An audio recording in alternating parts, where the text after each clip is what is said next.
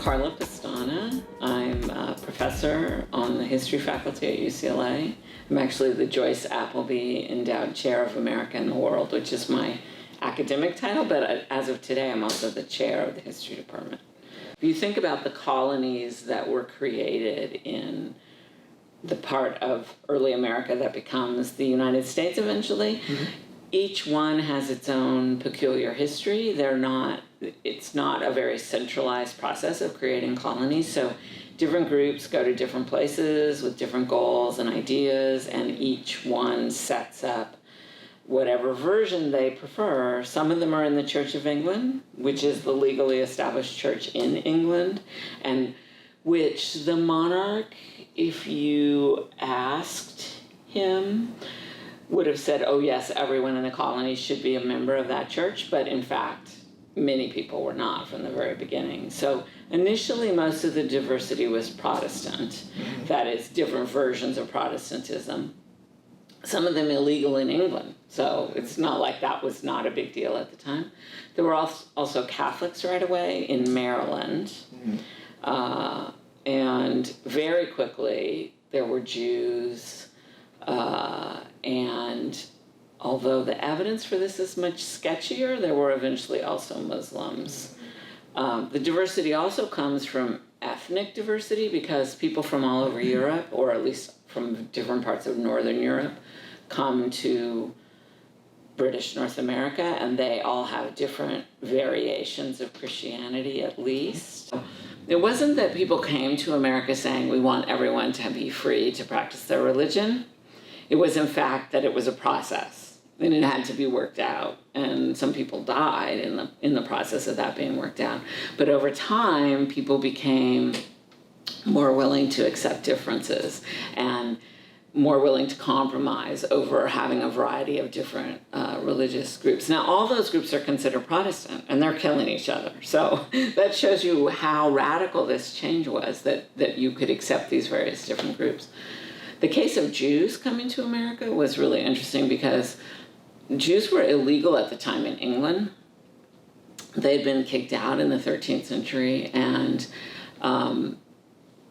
but they were in other parts of Europe. In particular, they were in the Netherlands. They were in the Dutch-controlled parts of Europe, and they came with Dutch colonization to places like New York and to other places in the Americas. In particular, when the Dutch temporarily seized Brazil from the Portuguese, a lot of what were called Sephardic Jews, that is, they had been formerly living in Portugal or in Spain, but when they got kicked out of there, they ended up in the Netherlands. They went to Brazil, or their children and grandchildren went to Brazil. And when the Portuguese took Brazil back, they fled along with lots of other Dutch people, and they came into English colonies in the Caribbean, but they also came to English colonies in the mainland. And there were 7 synagogues of Sephardic Jews in colonial America eventually, that were the basis of the Jewish communities in early America and in the early United States. A really famous one was in Newport, Rhode Island. And there's actually a famous letter that George Washington writes to the Jews of Rhode Island, discussing with them their liberty to be in the early United States and to be Jewish, and that everybody is welcome to be in the colony. People from Islam came as well, but their presence was less known. They came as enslaved Africans picked up in the slave trade, and therefore they were carried to early America along with other slaving ports in the Americas. They came to the English-speaking areas of North America, and they were kind of hidden within the enslaved population. There's little fragments of information to demonstrate that they were there, but their slave masters didn't care about their religion, didn't know what they were practicing. They didn't leave their own records by and large, so it's very difficult to ferret them out, but we do actually know that they're there because we know who was picked up in the slave trade, and Muslims, because they were highly educated, because they were traders, because they went on pilgrimage, moved around a lot, which made them vulnerable to kidnap and to being picked up into the slave trade networks. So we know that they went to a lot of different locations in the Americas, including the area that would become the early United States. So all the different diversity of religions that were in basically the Mediterranean world, Judaism, Islam, all different variations of Christianity, both Protestant versions and Catholicism, were all present in early America. And that's not even counting the religions of Africa that came that are not part of that nexus, or the religions of Native Americans who were already here, which people who came from came from England to early America tried to figure out Native religions, even as they didn't think much of them. They weren't very supportive of those people's rights to have their religion, but they were also very intrigued about, what do you believe? Do you believe in one God? Do you believe in life after death? There's narrative discussions, or actually dialogue descriptions of early colonists having conversations with Native peoples where they're asking them questions about, the origins of human life and what happens to you after you die, and making these records of what Native peoples believe. So it was incredibly diverse, and lots of different places that religion came from to come to meet together in early America. Well, there were individual colonists who were interested and asked questions, and reported on those, published those accounts. So we could find those, there's lots of them. Thomas Harriot, who's in Roanoke, does a big study of Native belief and has a description. One of the earliest publications about North America and English activity in North America is him describing Native peoples in the area that's, now the Carolinas. And conversations he had with them. There were a couple of kidnapped Native peoples who lived in the household where he was preparing to come to America. Sir Walter Raleigh had these Native men who came into his household in order, in part, to teach Harriet to speak the language. And so by the time he gets there, he's quite unusual in that he can converse with people. And does, and talks to them a lot about their beliefs. And we have his account of that. Also, somebody like Roger Williams, he spent a lot of time talking with Native peoples about what they believed and questioning them. And there's various published descriptions from the 17th century of people discussing Native beliefs with Native people and then describing them. Sometimes people will say, they have no religion. And then they'll go on to say, they believe this, they believe that. It's like, okay, what they mean is they don't have the religion we recognize as religion, but they clearly have a belief system, and they have what scholars today would describe as a religion. So there's some of that. It's almost like early anthropology, where they're trying to question people and understand what their framework is that they're operating within. They think it's very important to believe in life after death. Because if you might get punished in death, that will affect your behavior. They actually think that's very important throughout the colonies as well, because they have no police. They have a very light ability to kind of detect crime, punish crime, track down people. So they figure the best way to get people to behave is to have them believe that they're going to pay for their sins later. So if you don't believe in punishment, heaven and hell, some kind of an afterlife, they think you're highly suspect. So that is actually one religious belief that the colonial government and the early American government and the early U.S., they believe society is only safe if people believe in hell. It doesn't matter if they believe in it from an Islamic point of view, or a Jewish point of view, or a Christian point of view, but they have to believe that there's some punishment for misbehavior coming later.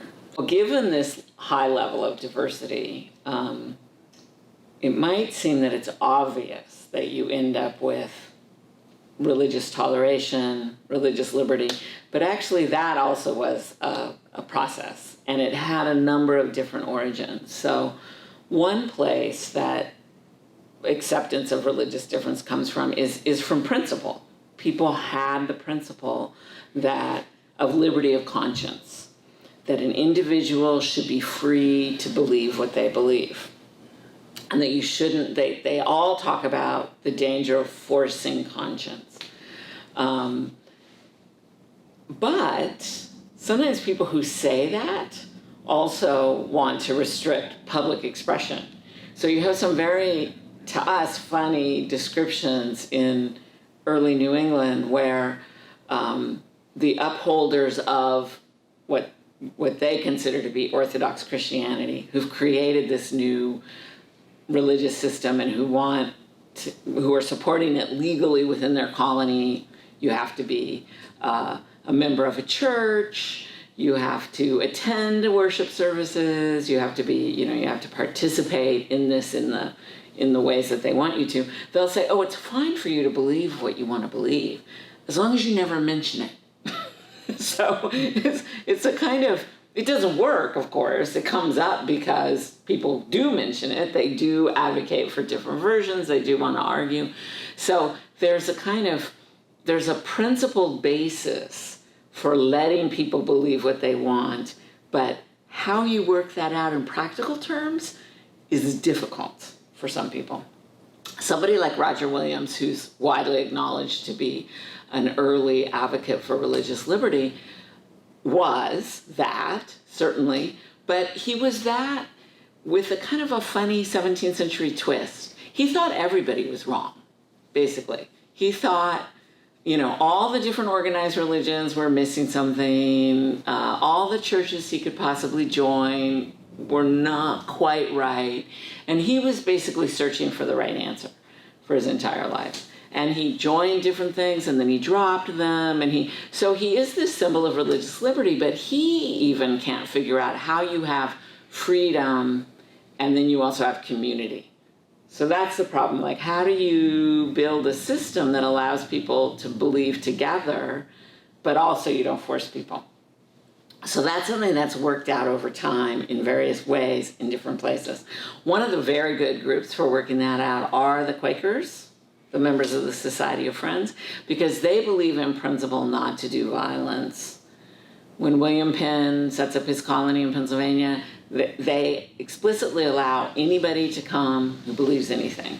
And they can join any church they want. No one's going to check whether or not they're practicing what they belong to. Everybody is free to do as they please. And that's a very strong, principled version of everybody has liberty of conscience, and we just let community work itself out. You form the churches you form, you belong to the communities you belong to. We will have a Quaker meeting. You're welcome to come. If you don't want to, you can do your own thing. So that's a very pure, by the late 17th century, version of how to work out this tension.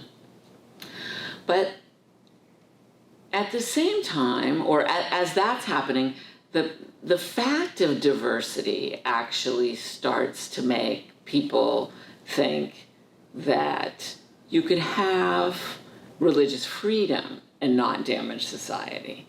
That is, outside of having a kind of Quaker principle belief in letting everyone do what they want, people gradually in places like New England and in other places begin to see you can have these variations, you can have people that have different views, and you can still create a civil society kind of separate from that.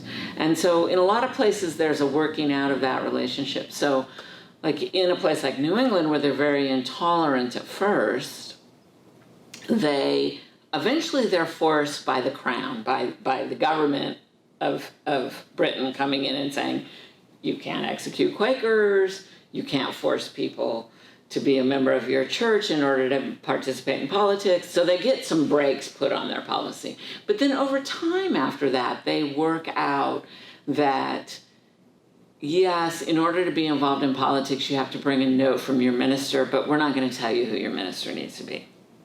So you could bring it from your Baptist minister, or you could bring it from your Quaker meeting or whatever. So they become willing to accept variations, and have all of those count within the public sphere as a way to become involved. So it's a long, slow process in a lot of different places. But another thread that contributes to this is basically what we would call the Enlightenment, the idea that, which is an intellectual movement that supports ideas of individual freedom and individual ability to make one's own decisions. And so as people become, in the 18th century, more interested in thinking about, having their own control over their own ideas, etc., you can make a case that people began to see choosing one's own religion, having control over one's religion as a kind of matter of personal decision, and not something that the government should be involved in, not something that should be controlled by the government, that just individuals should be able to pursue their own views on this, and that it didn't hurt anyone for a person to believe one thing or to believe another thing. So that's another strand that contributes toward this, which is not to say that people do not fight vigorously, even viciously, about religious difference all through the colonial period, because there are moments, there are big battles. They don't kill people anymore, but they do fight out their religious differences, and they still take them very seriously. What happens, though, is when you get closer to the American Revolution, very practical considerations kick in. Because, as I said, the colonies are all founded with different religious systems, and they're all peopled by different groups. Each one has its own internal diversity, and the situation in each one is slightly different than the next one. Even in a place like New England, there's different variations in the different New England colonies. And if you expand that out and go all the way down to the newly founded colony of Georgia, you've got a huge range of variations in the colonial level. When you start thinking about having a revolution that's going to break from Britain and create some kind of unity among those different colonies, the religion question becomes impossible. What are you going to do? Like, some people think we should have an established church. That's what governments do in Europe. And everyone looks around and says, really? Which established church would it be? Like, Virginians would probably say, the people running Virginia would probably say Church of England, which is weird during the Revolution anyway, because it's headed by the English monarch. But even if we could get past that, what are they going to do in Quaker Pennsylvania or in Congregationalist New England? I mean, everybody is not going to agree across all these lines to have one established church. So what they say is, government will stay out of it. We'll basically separate church and state. We'll leave the federal government, we'll leave the overarching government that's going to tie all this together and create a new United States completely out of religion. It'll protect everybody's right to have their own religion, but it won't have any religious position. So it won't create any religious settlement. That leaves the decision local. It doesn't make it illegal to have a religious establishment in Massachusetts or to favor a particular church in a particular area. It just means the federal government won't say everybody has to be the same thing. And the reason why they do that is because if they tried to do anything else, there would not have been a new United States.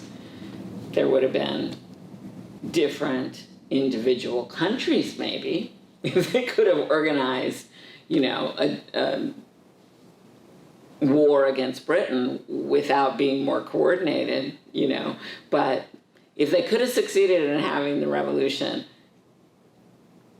they wouldn't have ended up, it would have been a lot of different individual, maybe regional or, but they wanted, the people who were in favor of a new United States thought, we will be stronger if we do this together. We will be able to fight the British. We will be able to set up our own government. We will be able to have a foreign policy that other countries will respect. We will be able to deal with all the different problems that we've been having within the British Empire better if we do it together. So let's figure out a way to do it together. And the very first thing they say is, we have to take religion off the table, because otherwise it'll just be a non-starter. It won't go anywhere. So they agree to have nothing to do with religion. And the interesting long history of the constitutional amendment is that it changes over time to become the federal government actually defending people's religious liberty, as opposed to just agreeing to step back. Because initially, the amendment is just, we'll step back. Everybody can just do what they want. But over time, it becomes a principle to defend, a founding principle. That is, that everyone should have their freedom to have the religion or no religion at all. And the government gets behind that as a principle, as a policy. Later, after the United States was founded, one of its first treaties was with the Barbary states of northern Africa, in which they went into a commercial military alliance with the countries of the Barbary states. And they stayed in the treaty. The United States states in the opening to that treaty that they have no regard for the religion of other nations. It doesn't matter to them at all. Any religion is fine with them. They're perfectly willing to ally with individuals of other states who want to enter into an arrangement with their new nation. And they explicitly say, it makes no difference to us the fact that you are Muslim, and we are completely open to having an alliance with you and treating you like citizens of the world just the same as we are. So they're very conscious of themselves as representatives of a new nation, that they're trying to make these alliances with other states, and that they want to do so with any group that, is willing to enter into an agreement with them. So they make this very explicit statement in favor of an alliance with an Islamic state very early in their history. So in terms of the scholarship on religious diversity and the separation of church and state, probably the single most important thing that scholars would say about early America is that our popular understanding that people came for religious liberty needs to be modified. Because people came, generally speaking, for their own religious liberty, their own freedom to practice their religion. And the way we talk about that, we make it sound like they came with the idea of, let's create a new society where everyone is free to have their own religion. But as I've tried to point out, that's a process to get from mine to everyone else's. And they do get there in the new United States, but it's not something that starts with stepping off onto Plymouth Rock. When you step off onto Plymouth Rock, you're thinking, I'm here, I can create my own thing, and I can be free to do it. What other people are going to do isn't really concerning you at that point. So this sense that comes from an older historiography, that you get on a boat in England thinking, we're going to create the new United States and separate church and state and guarantee religious liberty, that is a completely false understanding. So that's one important point, to think of it as a process that people work out, and it's not simply religious liberty for everyone from the very first. It's a struggle, and people have to make the case for granting it more broadly and figure out ways to do that. And they do, and it's an important legacy of the early American period that they do, and that they become committed to it. But it's not as if it's easily done. And it continues all through the history of the United States to be something that's a point of struggle, and that has to be refined and addressed with every new generation. So that's one, I think, very important point in the early American historiography. Often scholars try to correct the images of the founders as entirely committed to Christianity. That argument is sort of ill-formed. Most of them were Christians, but most of them were also very open-minded about these religious views. And some of them were not very vigorous as Orthodox Christians either. Somebody like Thomas Jefferson, who cut up the Bible in order to get the parts he thought were legitimate and paste them all together. That's not exactly the image that we have of a Christian nation at its origins. So, having students understand the complexity of their relationship, how they could be by and large Christians and still be dedicated to religious freedom and open to having people who were not Christians be part of the United States is something that we're very much aware of. The need for correcting that impression and having people understand that as much as people today want to take that early history and make it into a Christian nation, that is a change from what was happening at the time. That is not a reflection of what people are trying to do, and doesn't reflect their values. So that's another element of the historiography that people are interested in promoting, thinking about, figuring out how to make an understanding of that more widespread. So those are two of the issues that scholars think about.